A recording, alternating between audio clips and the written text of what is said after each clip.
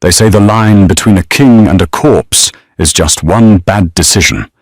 For Dante Moretti, the most feared man in Chicago, that decision was trusting the wrong brother. Bleeding out in a freezing alleyway with a price on his head, he wasn't the Don anymore. He was just prey. He had 5 minutes to live before his rivals finished the job. He didn't expect a savior, and he certainly didn't expect her.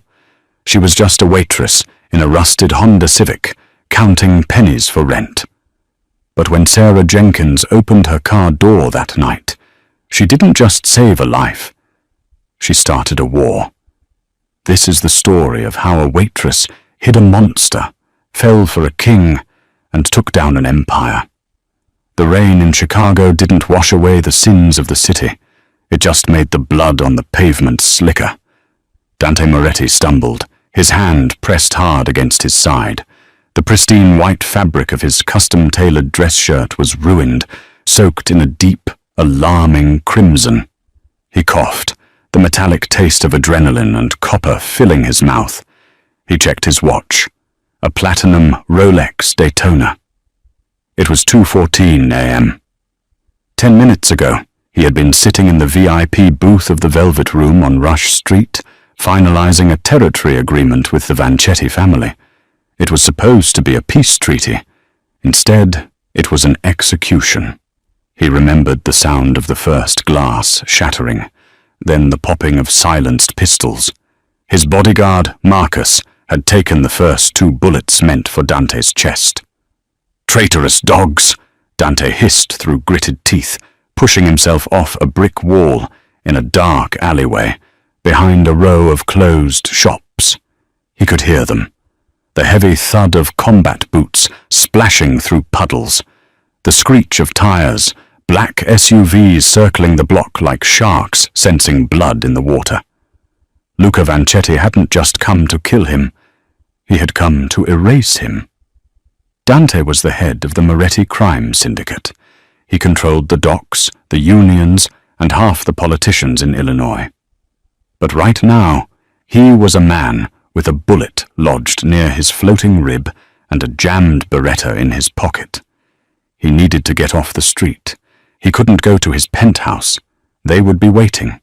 He couldn't go to the hospital. Luca had people at St. Luke's. He staggered toward the faint yellow glow of a street lamp at the end of the alley. His vision blurred. The pain was a hot iron rod skewering his torso. He needed a car. He needed a ghost. He reached the end of the alleyway, which dumped him out behind a 24-hour greasy spoon called Jerry's Diner. The smell of stale frying oil and burnt coffee hung heavy in the wet air. Dante leaned against a dumpster, his breathing ragged. He saw a vehicle. It wasn't the armored Cadillac Escalade he was used to. It was a 2009 Honda Civic, silver paint peeling on the hood, with a bumper held on by what looked like duct tape. Ideally, he would have hot-wired a faster car, but he was losing too much blood. His hands were shaking too badly to strip wires. He heard a voice, a shout, echo from the main street. "Check the alley. He couldn't have gone far." Panic, cold and sharp, pierced through his haze. They were here.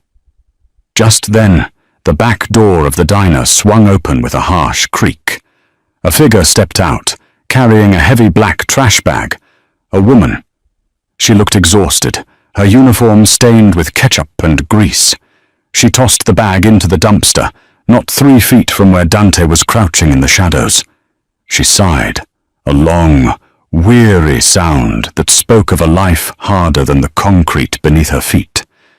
She pulled a set of keys from her apron pocket and walked toward the beat-up Honda. Dante knew this was it, his only chance. He lunged forward, not with the grace of a predator, but with the desperation of a dying animal. He stumbled into the light. "Help!" he rasped, the word barely audible over the rain. The woman spun around, a can of pepper spray instantly appearing in her hand. She didn't scream. That surprised him. Most civilians screamed. "Stay back!" she warned. Her voice was steady, though her eyes were wide. She took in his appearance, the expensive suit ruined by blood, the pale skin, the sheer danger radiating off him. "I have 0 cash, buddy. You're robbing the wrong waitress." "Not a robbery," Dante groaned, clutching his side as his knees gave way. He slid down the side of the dumpster, leaving a streak of red on the metal. "I need a ride. I'll pay you. 10,000. Cash." The woman, Sarah, blinked. The rain plastered a strand of dark hair across her face. "You're bleeding out." "Please," Dante whispered. The sound of running footsteps grew louder from the alley entrance. "They're coming." Sarah looked at him, then toward the dark mouth of the alley. She saw the beams of flashlights cutting through the rain. She saw the silhouettes of men holding weapons that were definitely not for self-defense. She looked back at Dante. He was handsome, in a terrifying way, but right now he looked like a broken child. Sarah Jenkins had made a lot of bad decisions in her 24 years. She had dropped out of college to pay for her mum's chemo. She had taken loans from loan sharks she couldn't pay back. But looking at the man bleeding on the asphalt, she made the most reckless decision of all. "Get in!" she hissed, unlocking the back door of the Honda. "Get down on the floorboard. Now!" Sarah Jenkins shoved the man's legs into the cramped space behind the driver's seat.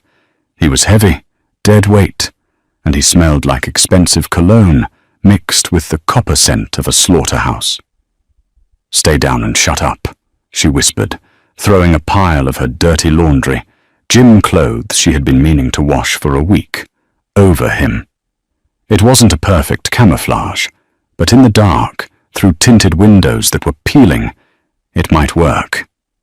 She jumped into the driver's seat, her heart hammering against her ribs like a trapped bird. She jammed the key into the ignition. "Please start. Please, you piece of junk, start." The engine sputtered, whined, and then roared to life with a noisy rattle. Sarah threw the car into reverse, just as 3 men burst out from behind the diner. They were dressed in black tactical gear, looking like a SWAT team, but moving with the chaotic aggression of gangsters. One of them, a man with a scar running through his eyebrow, raised a flashlight and shined it directly at her windshield. Sarah threw her hand up to shield her eyes, feigning annoyance rather than terror. She rolled down her window an inch. "Hey!" the scarred man shouted, approaching the car. He had a gun at his side, barely concealed. "You see a guy come through here, suit, bleeding?" Sarah forced herself to look annoyed. She channeled every ounce of frustration she felt toward her manager, Rick, who had just made her work a double shift for 0 tips. "Look, pal," she snapped, her voice cracking only slightly. "I just worked 14 hours. The only thing I saw was the garbage I just threw out. Now move, or I'm calling the cops. There are cameras back here." It was a lie. The cameras at Jerry's hadn't worked since 1998. But the man hesitated. He glanced at the dumpster, then at the main road. "Check the car," another man shouted from the back. Sarah's grip on the steering wheel tightened until her knuckles turned white. Below her seat, she felt the man, Dante, shift. If he groaned, if he coughed, they were both dead. She knew it. These weren't cops. They wouldn't read her rights. They would just erase the witness. The scarred man stepped closer, shining his light into the back seat. The beam swept over the pile of gym clothes. Sarah held her breath. The light lingered on a grey sweatshirt. Beneath it, Dante lay perfectly still, holding his breath until his lungs burned. "Clear," the man grunted, turning away. "He must have cut through to 5th Avenue. Let's go." They turned and sprinted toward the street. Sarah didn't wait. She slammed her foot on the gas. The Honda lurched forward, tires spinning on the wet asphalt before catching grip. She peeled out of the parking lot, merging onto the empty street, her heart rate spiking so high she felt dizzy. She drove for 10 minutes in silence, taking random turns, weaving through the industrial district toward the highway. Only when she was sure no SUVs were following did she speak. "Hey," she said, looking in the rear-view mirror. "You still alive back there?" There was a pause, then a low groan. The pile of laundry shifted. Dante pushed the clothes aside and pulled himself up to a sitting position. His face was grey, drained of colour, but his eyes, piercing, ice blue, were alert. "Barely," he muttered. "You handled that surprisingly well." "I grew up in a bad neighbourhood," Sarah said tightly. "I know how to lie to men with guns. Where am I taking you? A hospital?" "No," Dante barked, then winced, clutching his side. "No hospitals. They'll find me. Do you have a place? Somewhere quiet?" Sarah laughed, a high-pitched, hysterical sound. "My place? Buddy, I live in a studio apartment the size of a shoebox, with walls thin enough to hear my neighbor sneeze. You bleed on my carpet. I lose my security deposit." "I will buy you the building," Dante said, his voice serious. He reached into his blood-soaked jacket and pulled out a money clip. He fumbled with it, his fingers slippery with blood, and tossed a wad of bills onto the passenger seat. Sarah glanced at it. It was a stack of hundreds. Thick, easily $2,000 or $3,000. That was 3 months of rent. That was her mum's medication for the next 6 weeks. She bit her lip. This was insane. This was harboring a fugitive. But the money was real, and the man in her back seat was dying. "If you die in my apartment," Sarah said, her voice trembling, "I am dragging your body to the curb." "Deal," Dante whispered, closing his eyes. Sarah merged onto I-90, heading toward the south side. She kept checking her mirrors. Every set of headlights looked like a threat. "What's your name?" she asked, trying to keep him awake. "Dante," he murmured. "I'm Sarah." "Sarah," he repeated, testing the weight of it. "You drive like a maniac, Sarah." "It's the Chicago way," she retorted. Silence fell over the car again. Sarah turned on the radio to drown out the sound of Dante's ragged breathing. A news report was playing. "Shootout at the Velvet Room in downtown Chicago. Leaves 3 dead. Police are searching for Dante Moretti, alleged head of the Moretti crime family, who fled the scene." Sarah's blood ran cold. She slammed on the brakes, the car skidding slightly. She turned around in her seat, staring at the man. "Moretti?" she whispered. "You're the mob boss? The one on the news?" Dante opened one eye. He looked at her, defenseless, yet carrying an air of absolute authority. "I am," he admitted. "And right now, Sarah, I am the only thing standing between you and the people who want me dead. Because now that you've helped me, they will come for you too." Sarah felt the world tilt on its axis. She wasn't just a waitress anymore. She was an accomplice. "I should kick you out right now," she said, tears pricking her eyes. "You could," Dante agreed softly. "But you won't. Because you need that money. And I need to survive. We are stuck together, Piccola." Sarah looked at the money on the seat. She looked at the blood staining her upholstery. She gripped the wheel, cursed loudly, and slammed her foot back on the gas. She drove him home. Sarah's apartment was located in a crumbling brick building in Bridgeport. It wasn't glamorous, but it was anonymous. Getting Dante up the 3 flights of stairs was a nightmare. He was heavy, dense with muscle, and fading fast. Sarah had to drape his arm over her shoulder, taking most of his weight. Every step was a struggle. "Quiet!" she hissed as they passed Mrs. Gable's door on the 2nd floor. Mrs. Gable was 80 years old and watched the hallway through her peephole like a hawk. They made it inside her apartment. It was small, cluttered with books and bills, but clean. Sarah dumped Dante onto her beige sofa. He groaned, his head lolling back. "Okay," Sarah said, pacing the room. Okay. I have a first aid kit. I have band-aids and peroxide. That's not going to cut it, is it? Dante looked down at his side. The bullet had torn through the oblique muscle. It wasn't an organ hit, he didn't think, but it was deep. I need...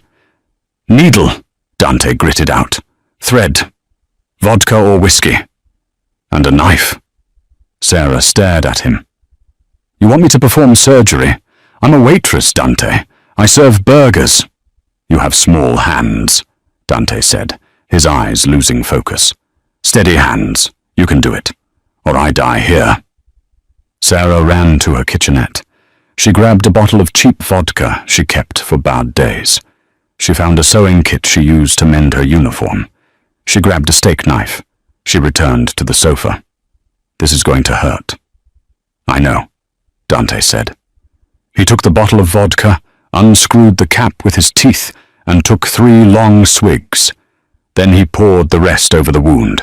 He didn't scream, but a guttural growl ripped from his throat. His body arched off the sofa, muscles seizing. Do it, he gasped. For the next hour, Sarah Jenkins worked in a fugue state of horror and focus. She dug the bullet out with the sterilized knife tip. It hadn't gone as deep as she feared. She poured more vodka. She threaded the needle. Her hands, usually shaking from caffeine and stress, were rock steady. She stitched the wound closed, counting the stitches. 1, 2, 10. When she finished, she was covered in sweat and his blood. She taped a gauze pad over the stitches. Dante had passed out from the pain halfway through.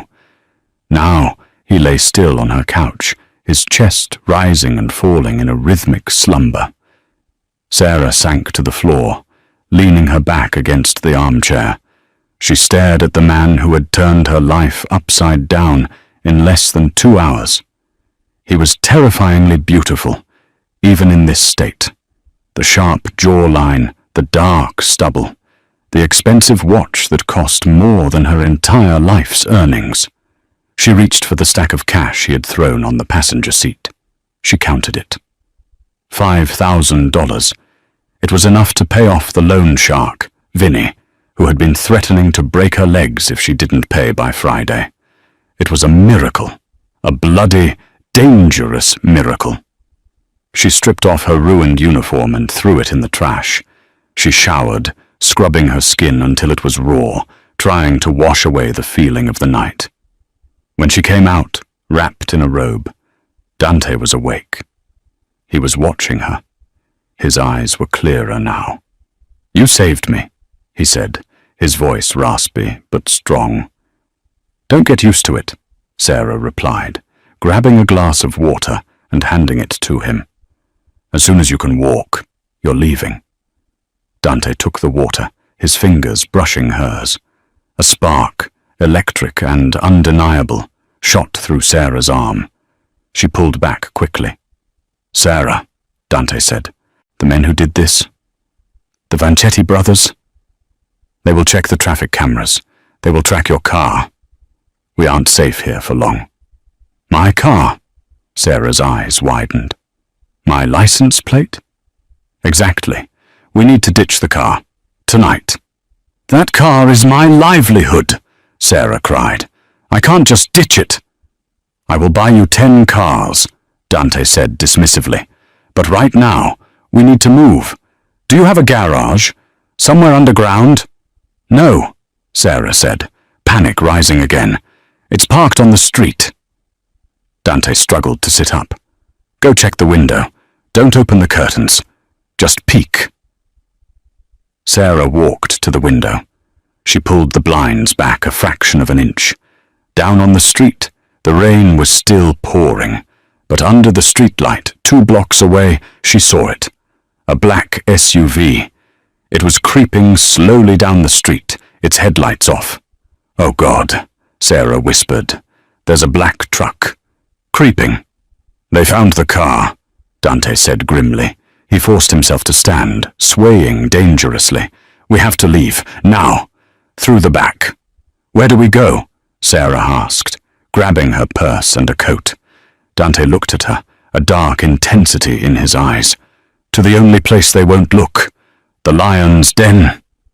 The fire escape on the back of Sarah's building was a rusted skeleton of iron that shuddered with every step.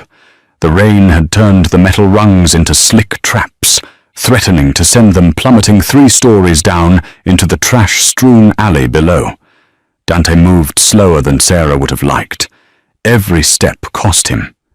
She could hear his breath hitching, a wet, ragged sound that terrified her more than the men out front.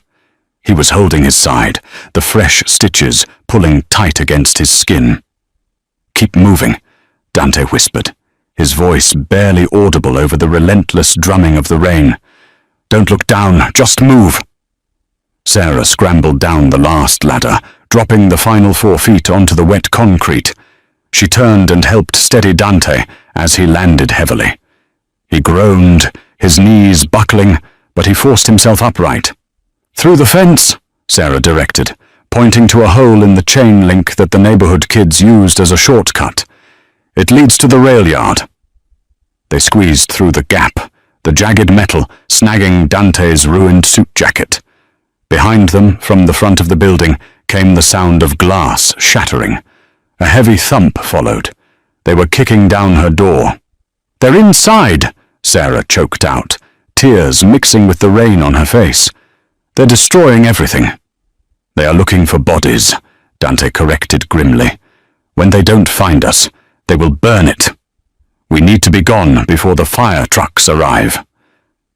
They moved into the shadows of the rail yard, navigating around rusted shipping containers and decommissioned train cars. The city of Chicago loomed around them, a sleeping giant indifferent to their struggle. "Where are we going?" Sarah asked, her teeth chattering from the cold. She was wearing only her thin coat over her pajamas and boots. "The meatpacking district," Dante said. "I own a processing plant. It's been closed for renovations. It has amenities." "That's 5 miles away," Sarah hissed. "You can barely walk 5 feet." "Then we will not walk," Dante said. He stopped by an old beige Ford pickup truck parked near a maintenance shed. It looked like it hadn't moved in years, covered in grime. Dante leaned against the truck, his face pale as moonlight. "Check the wheel well. Driver's side. Rear." Sarah looked at him like he was crazy, but she crouched down and felt inside the muddy wheel well. Her fingers brushed against something cold and magnetic. A key box. She pulled it out and stared at him. "How did you know?" "This is a drop car," Dante explained, sliding into the passenger seat as Sarah unlocked the door. "We keep them scattered around the city for emergencies. I haven't used this one since 18. Pray the battery isn't dead." Sarah climbed into the driver's seat. The truck smelled of old tobacco and dust. She turned the key. The engine wheezed, whined, and then caught with a thunderous roar. "Go!" Dante commanded. "No headlights until we hit the main road." Sarah navigated the truck out of the yard, her heart pounding in her throat. As they pulled onto the street, she looked back toward her apartment building. A plume of black smoke was already curling out of her 3rd-story window, rising into the rainy night sky. Everything she owned, her mother's photos, her uniform, her bed, gone. "I'm sorry," Dante said softly, watching the smoke too. "I will replace it all. Tenfold." "Just keep me alive," Sarah said, gripping the wheel. "That's all I want." The drive to the meatpacking district was a blur of tension. Every police siren made them flinch. Every car that stayed behind them for too long felt like an assassin. But the old truck blended in perfectly with the industrial traffic of the city at night. They arrived at a hulking brick building on the edge of the river. The sign above the door read, "Moretti Meats and Cold Storage." The windows were boarded up. It looked abandoned. Dante directed her to a loading dock around the back. He punched a code into a keypad hidden behind a loose brick. The massive steel shutter door groaned and began to lift slowly. Sarah drove the truck inside. The space was pitch black. "Wait," Dante said. The shutter door closed behind them, plunging them into total darkness. Then, overhead, lights flickered on, one by one, revealing a space that was definitely not just a meat processing plant. The center of the warehouse was cleared out. In the middle sat a sleek, black helicopter. Along the walls were racks of servers blinking with green lights, rows of tactical weapons, and monitors displaying camera feeds from all over the city. "Welcome to the Lion's Den," Dante said, unbuckling his seatbelt. "Home sweet home." Sarah stared, her mouth agape. "Who are you? Really?" "I told you," Dante said, opening the door and stepping out, his movement slightly smoother now that the adrenaline was fading into a dull ache. "I'm the guy who runs this city, and right now, someone is trying to take my throne." He walked over to a medical station, set up near the server banks. It looked like a mini ER, fully stocked with IVs, monitors, and surgical tools. "Help me," he said, sitting on the gurney. "I need an IV, antibiotics and fluids. Can you do that?" Sarah nodded slowly. She had spent enough time in hospitals with her mum. She knew how to find a vein. She walked over, her hands trembling slightly as she prepped the IV bag. "You have all this," she said, gesturing to the helicopter and the guns. "Why were you alone in that alley?" Dante's expression darkened. The look in his eyes shifted from pain to a cold, simmering rage. "Because," he said, his voice dropping an octave, "the only people who knew where I was tonight were my brother, Matteo, and my head of security. One of them is dead. The other is a traitor." Sarah inserted the needle. Dante didn't flinch. "My brother," he whispered, staring at the blank monitor on the wall. "My own blood. He sold me to Vanchetti." The warehouse was silent, save for the hum of the server banks and the rhythmic beep of the heart monitor Dante had hooked himself up to. It was 4 a.m. Outside, the city was waking up, but inside the Lion's Den, time felt suspended. Sarah sat on a rolling stool, watching Dante. The IV fluids had brought some color back to his face. He had changed out of his ruined suit into a clean black t-shirt and tactical pants he had pulled from a locker. He looked less like a victim now, and more like a soldier preparing for war. He was typing furiously on a keyboard, his eyes scanning multiple screens. "Matteo," Dante muttered. He wiped the encrypted drives at the penthouse. He's trying to erase the ledger. "The ledger?" Sarah asked. She was eating a protein bar she had found in a supply crate. She hadn't realized how hungry she was until the adrenaline crashed. "The list," Dante explained without looking away. "Names of judges, police captains, senators on our payroll. If Matteo gives that list to the Vanchettis, they don't just take my territory. They take my leverage. They become untouchable." He hit a key, and a video feed popped up on the center screen. It was a security camera feed from outside a mansion. Sarah recognized the location. It was the Moretti estate in Lake Forest. On the screen, she saw a man who looked strikingly like Dante, though slightly younger and softer around the edges. He was shaking hands with a man in a long trench coat. "That's Matteo," Dante said, his voice dripping with venom. "And that is Luca Vanchetti." Sarah shivered. "They look like they're celebrating." "They are," Dante said. "They think I'm dead. They think my body is rotting in a dumpster behind Jerry's diner." He turned to look at Sarah. For the first time all night, his gaze wasn't calculating or defensive. It was curious. "Why did you do it?" he asked. Sarah blinked. "Do what?" "Let me in your car. Stitch me up. Drive me here. You could have run away 10 times tonight. You could have called the cops." Sarah looked down at her hands. They were still stained with dried blood under the fingernails. "My mum," she said softly. "She has stage 4 lymphoma. The treatment isn't covered by insurance. It's $6,000 a month just to keep her comfortable." She looked up at him, her eyes fierce. "I owed a loan shark named Vinny the Shark 12 grand. He told me yesterday that if I didn't pay by Friday, he'd pay my mum a visit at the hospice.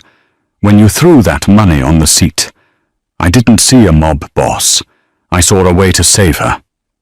Dante stared at her. Silence stretched between them, heavy and thick.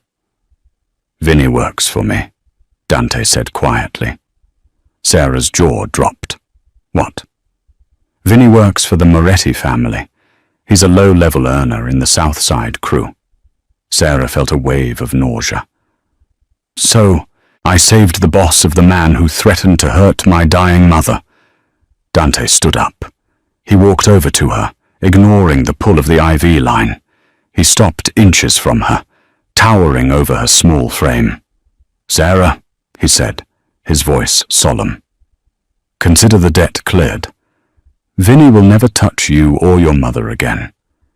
In fact, by tomorrow morning, Vinny will be very unavailable." "I don't want you to kill him," Sarah said quickly. "I just want him to leave us alone." "Done," Dante said. "And your mother's medical bills? They are taken care of, indefinitely. You saved my life. The Moretti family pays its debts." Sarah felt a lump in her throat. She wanted to cry, but she was too exhausted. "Thank you." "Don't thank me yet," Dante said, turning back to the screens. "We are not out of the woods. Matteo is moving fast. He's called a meeting of the capos, the captains of the family, for tomorrow night at the Sapphire Club. He plans to announce my death and take control." "So, what do we do?" Sarah asked. "Do you call the police?" Dante laughed, a short, dark sound. "Police? No.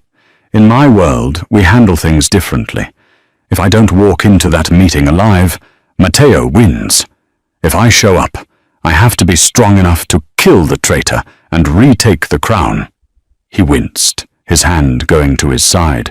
"But in this condition, I can't fight. I can barely stand." "You need rest," Sarah said, her waitress instincts kicking in. "You need to sleep."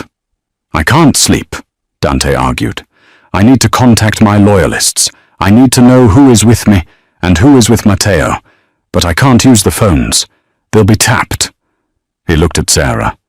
An idea seemed to form in his mind. "I need eyes on the street," he said slowly. "I need someone who is invisible. Someone nobody looks at twice." Sarah narrowed her eyes. "You mean a waitress?" "I mean someone brave enough to save a dying man in an alley," Dante corrected. "I need you to go to the Sapphire Club tomorrow. Not inside, just the perimeter. I need you to drop a package for my consigliere, heavy-set guy, grey hair. His name is Frank. If Frank gets the package, he'll know I'm alive. He'll secure the room for me." "And if Frank is working with Matteo?" Sarah asked. "Then," Dante said, his face hardening, "you run, and I die." It was a suicide mission. Sarah knew it. Dante knew it. But then she thought about the burning apartment. She thought about the black SUV creeping down her street. She was already in this war. There was no going back to serving coffee and pancakes. "What's in the package?" Sarah asked. Dante reached into his pocket and pulled out a heavy, silver signet ring. It was engraved with a roaring lion. "This," he said, placing the ring in her palm. It was warm from his skin. "This is the ring of the Don. Matteo doesn't have it. As long as I have this, I am the king. And if Frank sees this, he will know that the king is coming home." Sarah closed her fingers around the ring. It felt heavy, burdened with a history of violence and power. "Okay," she said. "I'll do it."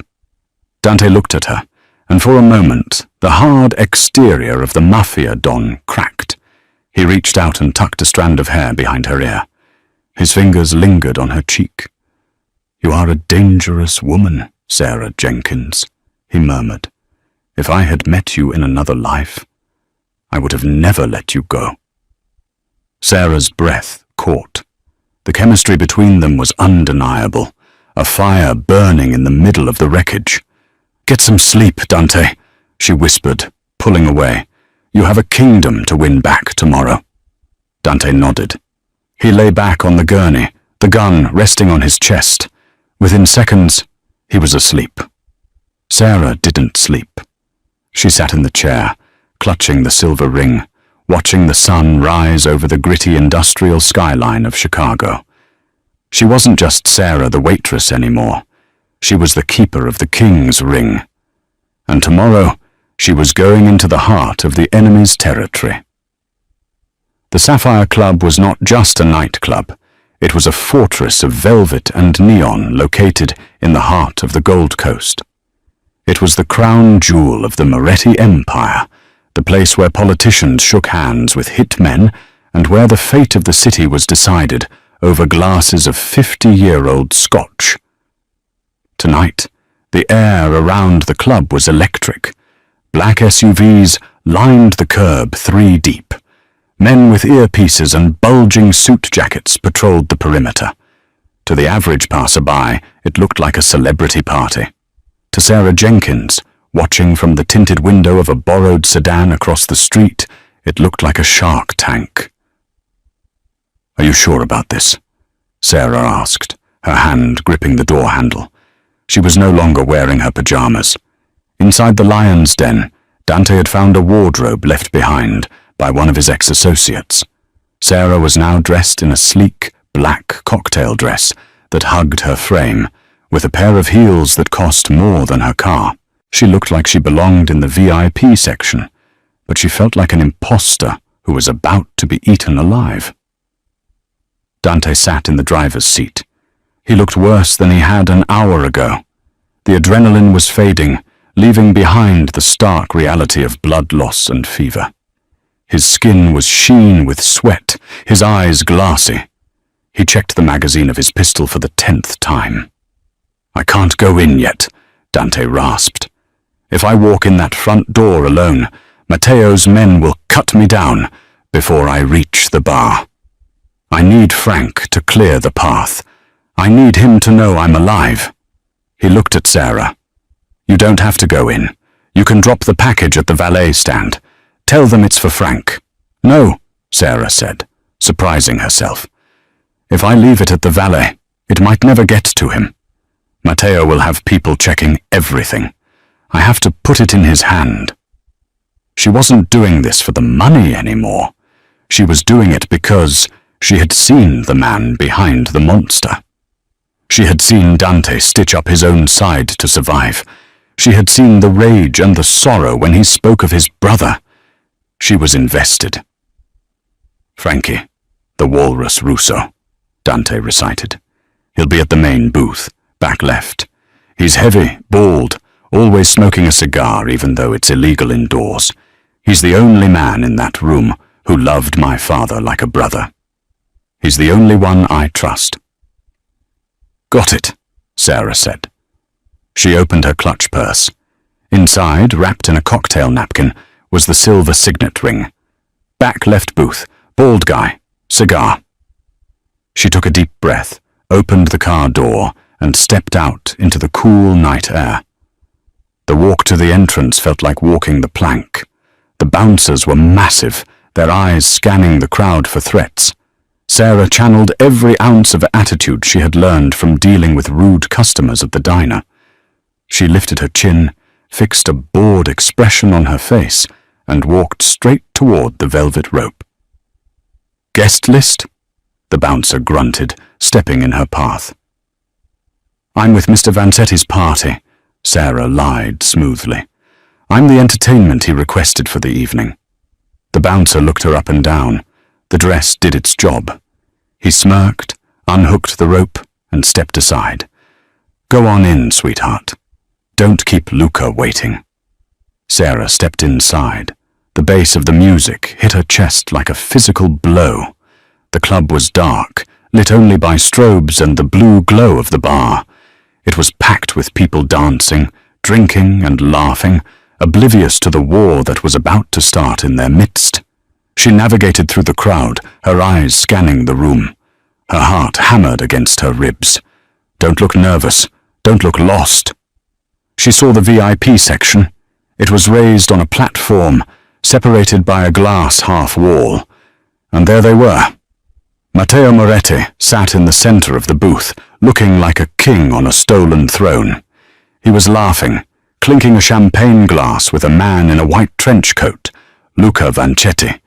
The sight made Sarah's stomach turn. They were celebrating Dante's death. And there, sitting at the edge of the booth, looking miserable, was Frank. He was exactly as Dante described, a massive wall of a man with a grey moustache and a sad, bulldog face. He wasn't drinking. He was staring at his hands, an unlit cigar clamped between his teeth. Sarah took a deep breath. She grabbed a tray of drinks from a passing server who was too busy flirting with a patron to notice. "I'll take this to the VIP," she whispered to the startled busboy, moving before he could protest. She walked up the stairs to the VIP section. A guard moved to stop her, but she held the tray high. "Drinks for Mr. Moretti," she announced loudly. Matteo turned, his eyes glazed with alcohol. "Let her through," he waved dismissively. "I'm thirsty." Sarah walked to the table. Her hands were trembling so badly the glasses rattled, but the music masked the sound. She set the drinks down in front of Matteo and Luca. "Compliments of the house," she murmured. She moved to the end of the table, toward Frank. He didn't even look up. "Sir," she said softly. "Napkin?" She held out the cocktail napkin. Frank grunted, reaching for it without looking. His thick fingers brushed hers. "Take it," Sarah hissed, her voice barely a breath. "For Dante." Frank froze. His head snapped up. His eyes, dark and intelligent, locked onto hers. He felt the hard metal of the ring inside the napkin. He didn't gasp. He didn't shout. He was a professional. He simply closed his massive fist around the napkin, crushing it. He looked at Sarah, then subtly opened his hand just enough to see the silver lion. A spark of life returned to the old man's eyes. He looked at Sarah and gave a microscopic nod. Then he stood up. "Where you going, Frank?" Matteo called out, slurping his champagne. "We're about to make the toast." "Bathroom," Frank grumbled, his voice gravelly. "Old man bladder. Start without me." He walked past Sarah. As he passed, he whispered out of the side of his mouth. "Back door. Kitchen. 5 minutes." Sarah turned to leave, her heart soaring. She had done it. "Hey! You!" A hand grabbed her wrist. Sarah froze. She turned to see Luca Vancetti staring at her. His grip was like a vice. His eyes were cold, reptilian. "I haven't seen you here before," Luca said, pulling her closer. "You're a pretty thing. Why are you serving drinks? You should be sitting with us." "I have to get back to the bar," Sarah stammered, trying to pull away. "Nonsense," Luca smiled, showing too many teeth. "Sit, have a drink. Tell me your name." Panic exploded in Sarah's chest. She looked toward the exit. It seemed miles away. Matteo was watching now, his interest piqued. "Let her go, Luca," Matteo laughed. "She's just the help." "She looks familiar," Luca narrowed his eyes. "I saw a girl like her last night, in an alley, behind a diner." Sarah's blood ran cold. He remembered. The flashlight. The windshield. "That wasn't me," Sarah said, her voice shaking. "No?" Luca stood up, still holding her wrist. "Let's take a walk outside. I want to see your car." Sarah was trapped. She looked around for help, but the music pounded on, indifferent. Luca began to drag her toward the side exit. Suddenly, The music cut out. The sudden silence was deafening. The strobe light stopped, replaced by the harsh glare of the house lights, turning on full blast. The crowd groaned in confusion. At the top of the grand staircase, overlooking the entire club, the double doors kicked open with a thunderous bang. Every head in the room turned. Standing there, framed by the light from the hallway, was Dante Moretti. He was pale, sweating, and leaning heavily against the doorframe. But in his hand was a golden Desert Eagle pistol, and in his eyes was pure, unadulterated hellfire. "Get your hands off her, Luca!" Dante's voice boomed through the silent club. The sight of a dead man walking tends to freeze a room. For 10 seconds, nobody moved. A glass slipped from a woman's hand and shattered on the floor, the sound echoing like a gunshot. Matteo Moretti stood up slowly, his face draining of color until he looked like a ghost. "Dante," he whispered, "that's impossible. You're dead." "Disappointed?" Dante sneered. He took a step forward, fighting the pain that threatened to buckle his knees. "You missed a spot, brother. Next time you want to kill the king, make sure you don't send a clown to do it." Luca Vancetti dropped Sarah's wrist as if it were burning hot. He reached for the gun under his coat. "Don't!" a voice roared from the VIP booth. Frankie the Walrus Russo had returned from the bathroom. In his hands, he held 2 submachine guns he had pulled from the hidden cache behind the bar. He leveled them at Luca and Matteo. "Nobody moves," Frank shouted. "Anyone touches the Don, I turn this booth into a slaughterhouse." The security guards, Moretti men, looked between Matteo and Dante. They were confused. They had been told Dante was dead. "He's a traitor," Matteo screamed, pointing at Dante. "He sold us out. Kill him." "Liar," Dante shouted back. He reached into his pocket and pulled out a flash drive, the backup he had grabbed from the warehouse. He threw it over the balcony. It clattered onto the dance floor. "That drive contains the recordings," Dante yelled to his men. "Recordings of Matteo selling our roots to the Vancettis. He agreed to give them the south side if they killed me. He betrayed the family. He betrayed you!" The guards hesitated. In the Mafia, betrayal was the only unforgivable sin. Luca Vancetti realized the tide was turning. He wasn't a man who waited for permission. He drew his gun and fired at Dante. Bang! The bullet shattered the plaster next to Dante's head. Chaos erupted. Screams filled the air as patrons dove for the floor. Frank opened fire, the submachine guns roaring as he sprayed the table, forcing Luca and Matteo to dive for cover. "Sarah, get down!" Dante screamed. Sarah didn't need to be told twice. She scrambled under a heavy oak table near the VIP rail. Above her, glass shattered and wood splintered as bullets flew back and forth. Dante moved. Pain was forgotten. He vaulted over the railing, landing on the VIP platform. He wasn't fighting for territory anymore. He was fighting for survival. He saw Luca pop up, aiming at Frank. Dante fired 2 shots. One hit Luca in the shoulder, spinning him around. The Vancetti boss fell back, groaning. Matteo scrambled toward the back exit, trying to flee like a rat. "Matteo!" Dante roared. He chased his brother into the kitchen corridor. Sarah, seeing Dante run into the back alone and injured, made a split-second decision. She crawled out from under the table. "Frank!" she yelled at the older man who was reloading. "Watch the room!" Then she ran after Dante. She burst into the kitchen just in time to see the brothers. Matteo had cornered Dante near the industrial freezers. Dante had collapsed, his wound finally giving out. His gun had skittered across the floor, out of reach. Matteo stood over him, a snub-nosed revolver in his hand. He was crying and laughing at the same time. "I always hated you," Matteo spat. "You were always the favorite, the perfect son, the king. Well, look at you now, bleeding on the floor like a dog." Dante looked up, his vision blurring. Do it, Matteo. But know that you'll never be the Don. You're weak. Goodbye, brother. Matteo pulled back the hammer. Clang! A heavy cast-iron skillet slammed into the side of Matteo's head with a sickening crunch. Matteo's eyes rolled back in his head. He crumpled to the floor, unconscious before he hit the tiles. Standing behind him, breathing hard, was Sarah Jenkins. She held the frying pan with both hands like a baseball bat. Dante stared at her. He started to laugh, a wheezing, painful sound. Did you just knock out a Mafia capo with a frying pan?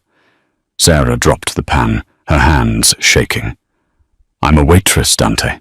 I know my way around a kitchen. She rushed to his side, falling to her knees. Are you okay? You're bleeding through the stitches. I'm fine, Dante groaned, leaning his head back against the freezer door. I'm great. Better than great. The kitchen doors burst open. Frank rushed in, followed by a dozen loyal Moretti soldiers. They saw Matteo unconscious on the floor and Dante sitting up, supported by Sarah. Frank looked at the frying pan, then at Sarah. A massive grin split his face. Boss, Frank said, nodding at Dante. The room is secured. Luca is in custody. The boys are waiting for your orders. Dante took Sarah's hand. He squeezed it tight. He used her leverage to pull himself to his feet. He swayed, but he stood tall. Take my brother to the basement, Dante ordered, his voice cold again. And get the car. The lady needs a ride home. 1 year later, the bell above the door of the Golden Spoon diner chimed, but Sarah wasn't behind the counter. In fact, she wasn't anywhere near a diner. She was sitting on the terrace of a villa in Lake Como, Italy. The sun was setting over the water, painting the sky in hues of purple and gold. She took a sip of her wine, enjoying the silence. It had been a long year. The war in Chicago had ended swiftly after that night at the Sapphire Club. With Matteo out of the picture and the Vanchettis crushed, Dante had consolidated power faster than anyone expected. But he had kept his promise. He hadn't just paid her mum's medical bills. He had flown the best specialists in the world to Chicago. Her mum was in remission now, living in a beautiful condo on the North Shore, fully paid for. As for Sarah, well, she had tried to go back to her old life. She really had. But after saving a king, serving coffee just didn't have the same thrill. A shadow fell over her. She looked up to see Dante. He looked different now, healthier, happier. The dark circles were gone. The scar on his side was the only reminder of the night they met. He placed a hand on her shoulder. Dinner is served, Mia Regina. Sarah smiled. She reached up and touched the ring on his finger. The silver lion. You know, she teased, I was thinking about opening a restaurant here. Maybe an American diner. Dante laughed, leaning down to kiss her forehead. You can open whatever you want, Sarah. You own the world now. He sat down beside her, looking out at the water. I never asked you, he said quietly. That night in the alley. Why did you really open the door? Sarah thought about it. She thought about the rain, the fear, and the desperation in his eyes that matched her own. Because, she said, taking his hand, I think I was waiting for something to happen. I was waiting to be hunted, so I could find out that I was actually the hunter. Dante smiled, raising his glass. To the hunter in the Honda Civic. To the king in the cargo pants, she replied. They clinked glasses. The Mafia boss and the waitress. A match made in hell, living in heaven. And that is how Sarah Jenkins went from serving pancakes to ruling an empire. It proves that sometimes the biggest twists in life happen in the darkest alleyways. Dante thought he needed a soldier to save him, but he found something much stronger, a woman with nothing left to lose. What do you think? Would you have opened that car door for a stranger, or would you have driven away? Let me know in the comments below. If you enjoyed this story of danger, betrayal and romance, please smash that like button. It really helps the channel grow. And don't forget to subscribe and hit the notification bell so you never miss a new story. We have a crazy Wild West drama coming up next week that you won't want to miss. Thanks for watching, and I'll see you in the next video.